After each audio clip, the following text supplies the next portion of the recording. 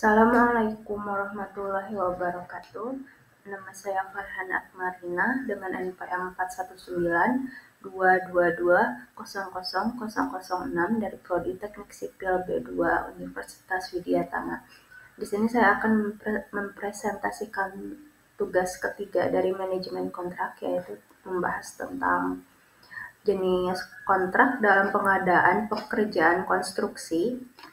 Ada beberapa, yaitu kontrak lamsam, harga tetap, tidak berubah kecuali ada perubahan lingkup pekerjaan.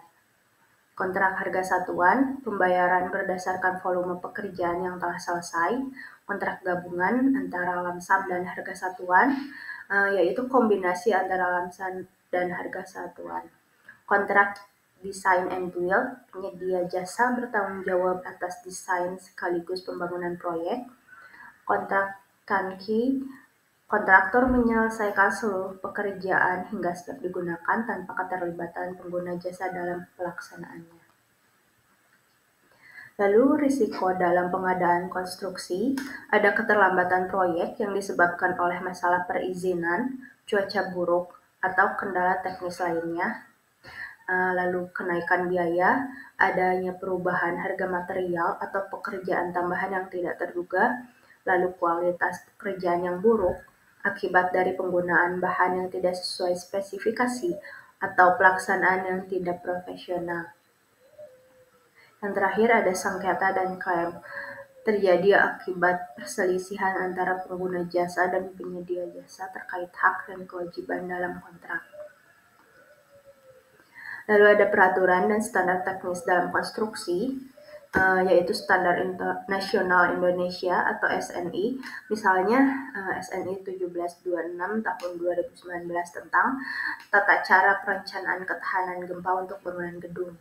Lalu Peraturan Menteri Pekerjaan Umum dan Perumahan Rakyat atau PUPR, yaitu mengatur spesifikasi teknis dan persyaratan pelaksanaan konstruksi. Yang ketiga ada ISO 9001 tentang manajemen mutu dan ISO 45001 tentang kesehatan dan keselamatan kerja. Standar internasional untuk memastikan kualitas dan keselamatan dalam pekerjaan konstruksi. Lalu ada penggunaan teknologi dalam konstruksi dan konsultasi. Yang pertama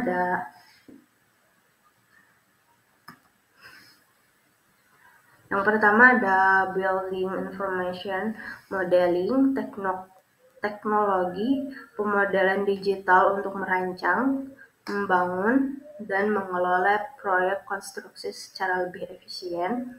Yang kedua ada Drone and GIS, Geographic Information System, digunakan untuk survei lahan dan pemantauan proyek secara real time. Lalu ada sistem e-procurement, memungkinkan proses lelang dilakukan secara online untuk meningkatkan transparansi dan efisiensi. Yang keempat ada Internet of Things, digunakan untuk pemantauan peralatan konstruksi dalam keamanan proyek secara otomatis.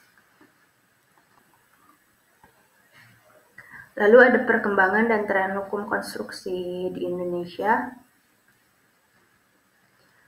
Peningkatan sertifikasi tenaga kerja konstruksi didorong oleh Kementerian PUPR agar tenaga kerja memiliki kompetensi standar internasional. Lalu penerapan proyek infrastruktur berbasis KPBU, pemerintah semakin banyak melibatkan sektor swasta dalam pembangunan infrastruktur seperti proyek jalan tol dan pelabuhan. Peningkatan pengawasan dalam proyek-proyek strategis nasional, proyek besar seperti Ibu Kota Nusantara mendapat pengawasan ketat dalam aspek hukum dan regulasi. Lalu ada etika dan transparansi dalam pengadaan konstruksi. Transparansi, semua proses harus terbuka dan dapat diaudit. Kompetensi yang sehat, tidak ada monopoli atau pengaturan tender yang merugikan. Lalu ketiga, akuntabilitas, semua pihak bertanggung jawab atas keputusan dan tindakan mereka. Yang keempat ada anti korupsi, menghindari praktik suap. kolusi dan nepotisme dalam pengadaan. Sekian presentasi dari saya. Terima kasih dan assalamualaikum warahmatullahi wabarakatuh.